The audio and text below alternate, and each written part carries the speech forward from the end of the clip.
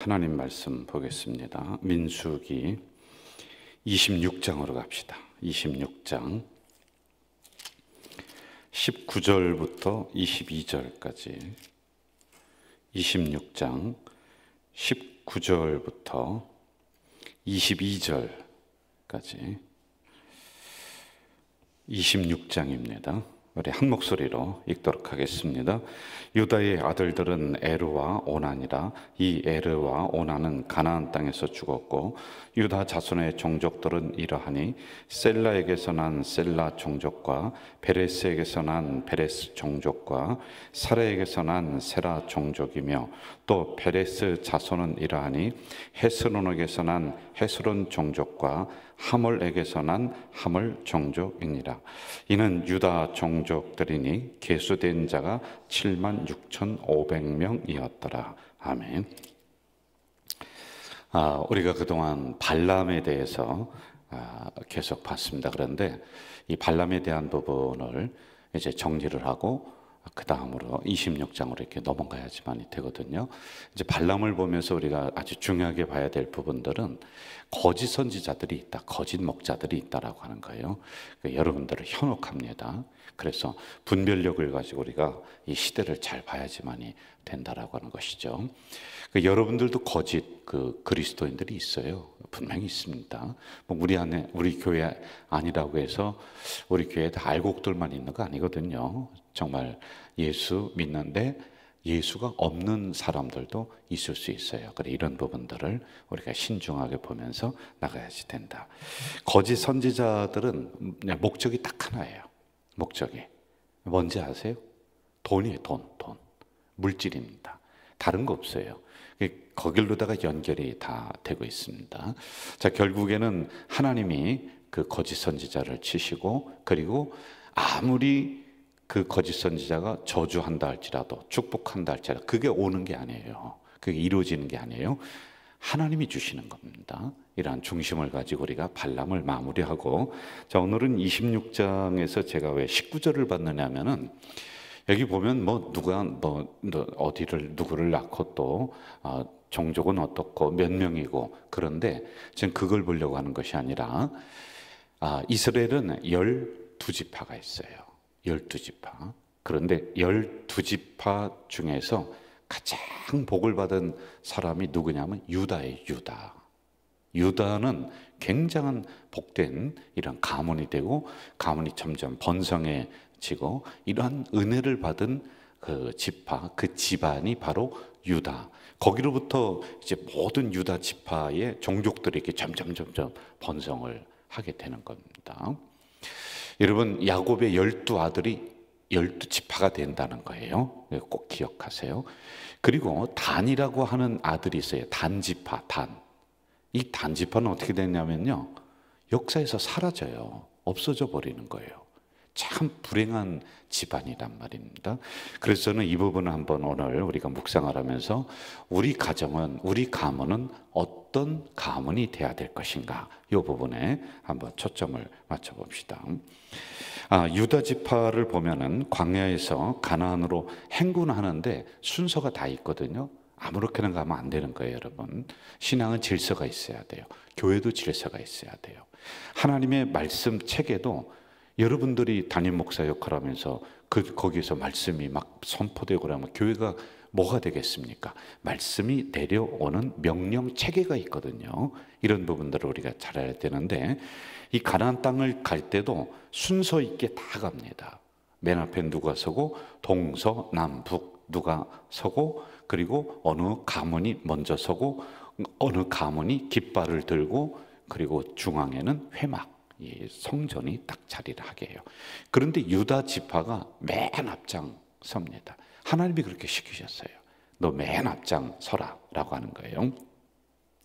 맨 앞에 유다 지파가 서는데 민수기 2장 3절 제가 읽어드릴게요. 동방 해 돋는 쪽에 진칠자는 그의 지정물로 유다의 군영에 속한 자라. 유다를 필두로 해서 세 지파가 이제 동쪽에 그 진영을 형성합니다. 그런데 맨 앞에 하여간 유다라고 하는 이 가문이 섰다라고 하는 거예요. 이 동쪽은 성막으로 치면은 입구 방향입니다. 그리고 지형별로 치면은 가나안 방향입니다. 그리고 자연적인 현상으로 보면은 동쪽은 해가 뜨는 곳이에요, 지는 곳이에요? 해가 뜨는 곳이죠, 동쪽은요. 이처럼 하나님이 유다 가문을 항상 앞세워요. 맨 앞장서라. 그리고 너희들은 성전 입구를 방향으로 거기에 위치해라. 그리고 해가 돋는 쪽으로 너희들은 맨 앞에 거기에 진을 쳐라. 가나안 들어갈 때도 맨 앞에 들어가라. 이렇게 명령을 해요. 성경에서 항상 이걸 우리가 여러분 좀 생각하면 좋을 것 같아요. 그 언급이 많이 나온다든지 성경의 장수가 그 사람 이야기를 하면서 많이 기록이 되고 활약을 한다든지 그리고 거듭거듭 그런 이야기가 나온다든지 하면 그건 중요하다는 거예요. 중요하지 않으면 안 쓸 거 아니겠어요? 한정된 이 성경 장수인데 말이에요.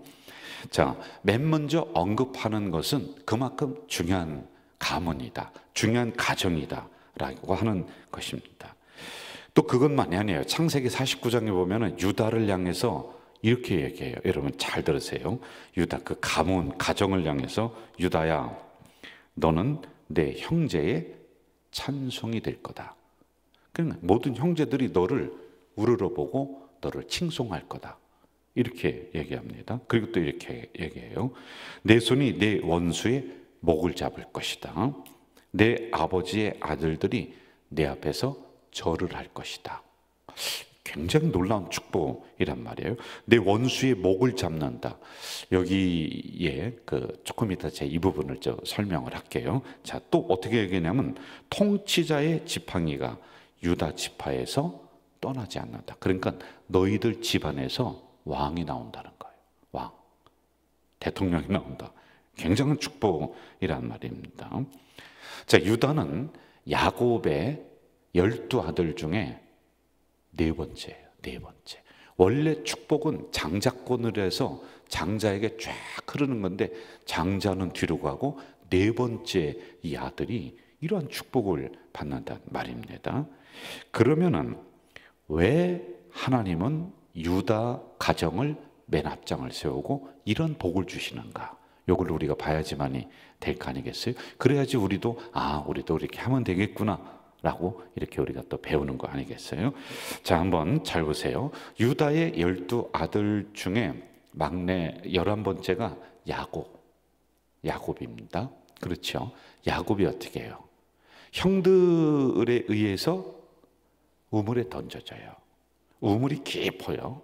그냥 야곱이 얄미웠거든요. 뭐 그때 그 얘기를 또 하면 시간이 길어지니까 하여간 형들에게 저기 그 양을 치고 있는 그 형들에게 도시락을 싸들고 가는데 저 얄미운 놈이 온다. 그래서 그 야곱을 우물에 던져 죽게 만들어요. 거기 들어가면 이제 죽습니다. 못 나옵니다. 죽는 거예요.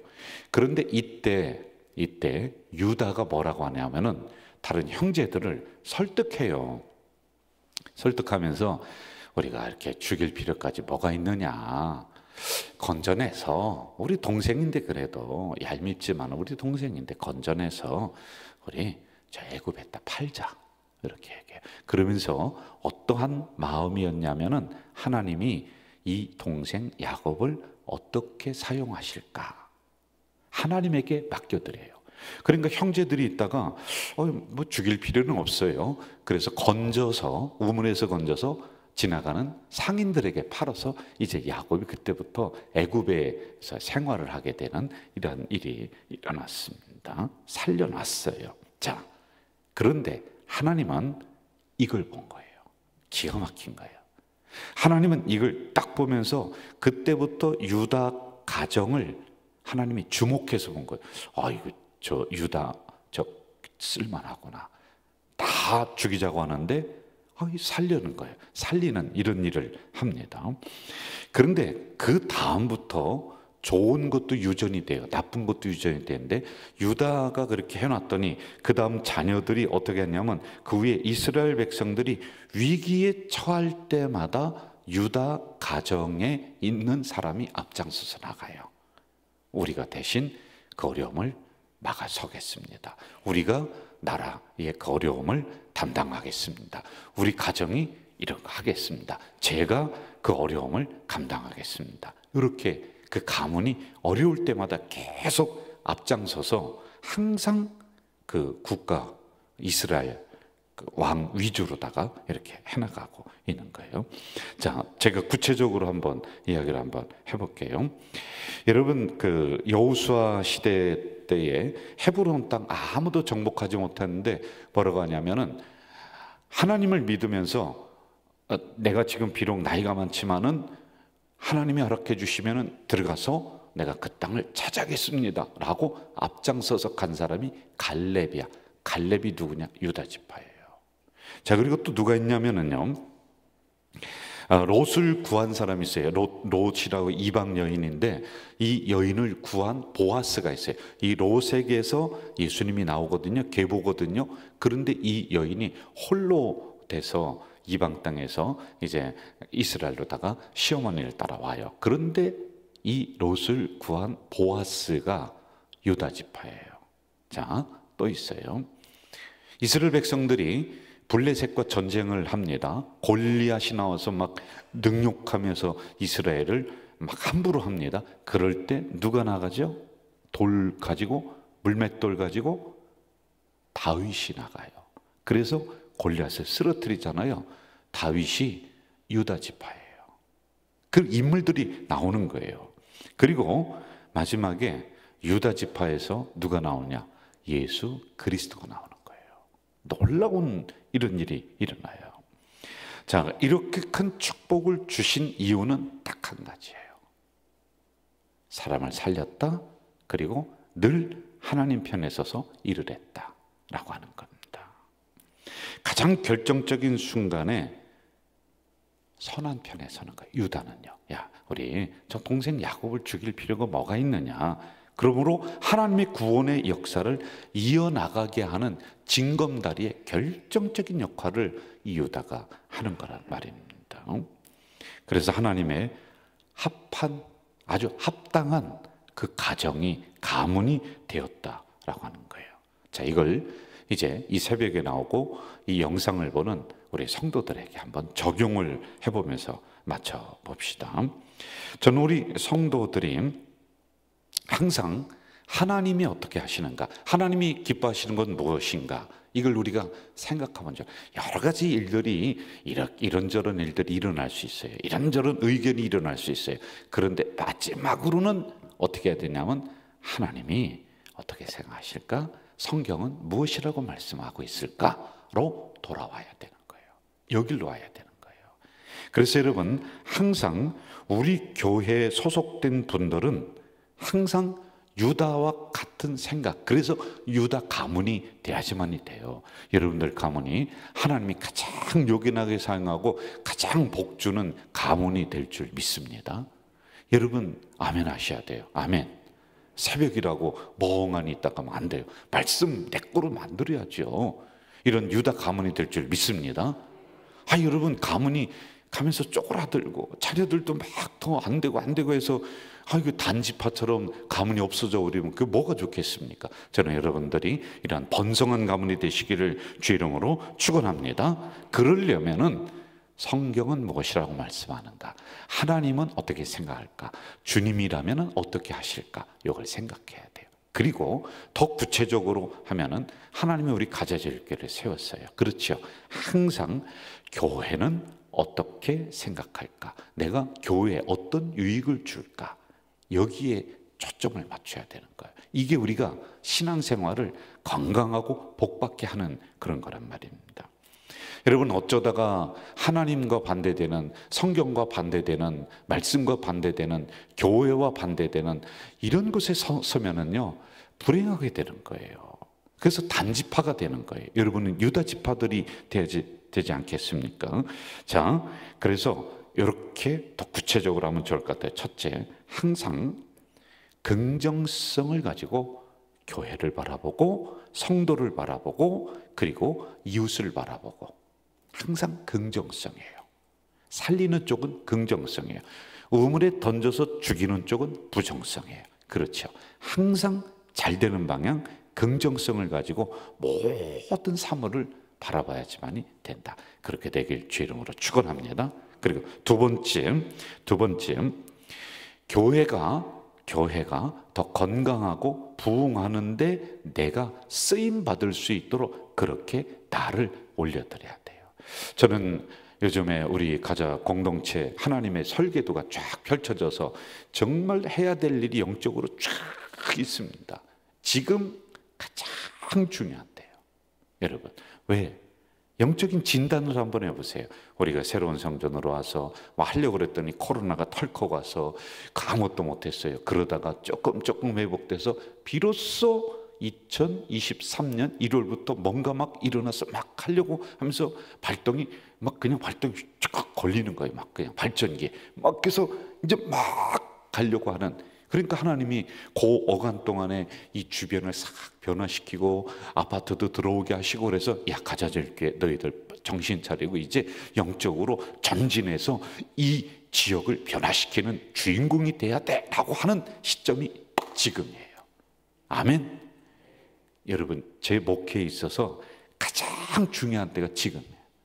저는 이번 기회에 23년 지금부터 24년 25년 2025 요때까지가 제가 진액을 쏟고 마지막으로 요때까지 하고 나면은 더 이상 힘이 없을 것 같아요.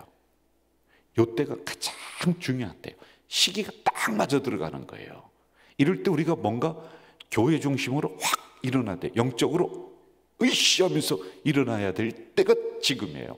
굉장히 중요한 때예요. 여러분, 이럴 때 이러한 영적인 상황에 우리가 딱 집중해야 돼요. 딱 기도해야 돼요. 다른 데 신경 쓸 거 하나도 없습니다. 하나님이 다 모든 부분들을 해결해 주세요. 그래서 이 부분에 여러분들이 모든 신경을 여기에 쓰고 기도하고 이 영적인 여러 가지 일들에 우리가 전진하고 진군하고 또 이걸 이루어내야 될 때가 지금인 거예요. 여러분, 교회 중심으로 더 똘똘 뭉쳐서 이 역사 한번 우리가 이뤄봐야 되지 않겠습니까? 저도 우리 가져질교 와서 아니 제가 한 5년이나 뭐 있으면 은퇴인데 한번 저랑 같이 한번 이러한 하나님이 주시는 이런 영적인 꽃을 한번 활짝 피워봐야 되지 않겠습니까? 아멘도 안 하네 새벽에. 아멘. 이거 한번 해봐야 되지 않겠습니까? 하나님이 이렇게 해주셨는데 만들어 주셨는데 그래서 우리가 더 하나가 되어서 지금 기도하고 지금 영적으로 전진할 때가 지금이다 라고 하는 거예요. 그리고 세 번째 마지막으로는요, 우리가 어떻게 해야 되냐면 지금 가장 중요한 이때 엎드려서 기도할 때가 지금이다. 아멘. 저는 새벽을 더 깨웠으면 좋겠어요. 저도 죄송해요, 어르신들에게. 나이가 조금 드니까 잠이 없어져. 오늘도 새벽 3시에 나와서 제 거실에 저기에서 제 서재에서 책도 보고 음악도 듣고 그러게. 여러분 잠 안 오는데 그 침대에서 뒹굴뒹굴 하느니요. 새벽에 나와서 기도할 때예요. 그래서 여러분, 내가 엎어진 그 자리는 기도의 자리, 내가 고난받는 자리는 기도의 자리, 분쟁이 일어나는 자리는 기도의 자리가 돼야 되는 거예요. 할렐루야.